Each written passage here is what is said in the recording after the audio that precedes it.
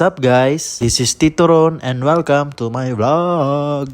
Part 3 ng ating Universal Studios Hollywood Tour at almost 2 in the afternoon na nga nang matapos tayo sa Jurassic World. At ang next na binalak namin ay sumakay sa ride sa Transformers 3D. Unfortunately, hindi na namin tinuloy sumakay sa ride dahil 35 minutes ito and super haba ng pila. Kaya hinintay na lang namin yung every hour na paglabas ng mga Transformers and fortunately si Megatron ang naabutan namin. Diyan sila lalabas mamaya. May kahabaan din ng pila sa mga gustong magpa-picture sa mga Transformers. Para hindi aksaya sa oras, nag-decide kami na mag-video na lang kami dito. One day pass nga lang pala yung in-avail namin dito sa Universal Studios Hollywood. So para ma-maximize mo yung time mo sa loob, kailangan mong i-budget yung time mo sa bawat pupuntahan mo. Biglaan nga lang yung pagpunta namin dito so hindi kami nakapag-plan ahead of time ng mga pupuntahan namin. And finally, lumabas na si Megatron.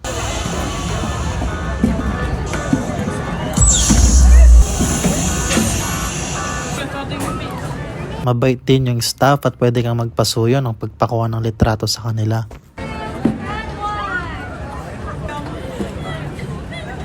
After that ay nag-decide kaming umakyat sa upper lot para mag-lunch. And nag-decide kami na ubusin na lang namin yung remaining time namin dito sa mga souvenir shops. Unang dinaanan namin ang Quickie Mart ng The Simpsons. Nakita rin natin ang ibang characters ng DreamWorks katulad ni Princess Poppy at si Shiminette.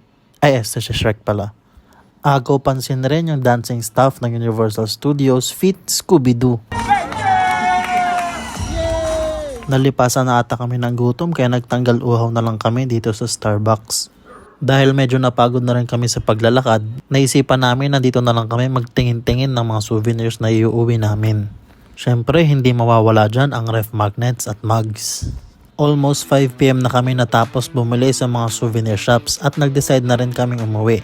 Halos wala ng tao rito sa upper lot kaya nag-decide kami na mag-take ng pictures sa may Universal Hollywood sign at sa may globo. After magpa-picture ay niyaya ko ngayon kasama kong maglakad-lakad muna dito sa City Walk. Hindi na nga namin nagawang libutin itong buong City Walk dahil gagahulin kami sa oras at medyo masakit na rin yung mga paa namin. Kaya video na lang dahil sabi nga nila, take nothing but memories, burn nothing but calories, and leave nothing but footprints. And that concludes my Universal Studios Hollywood Tour. Thank you so much guys for watching. Goodbye!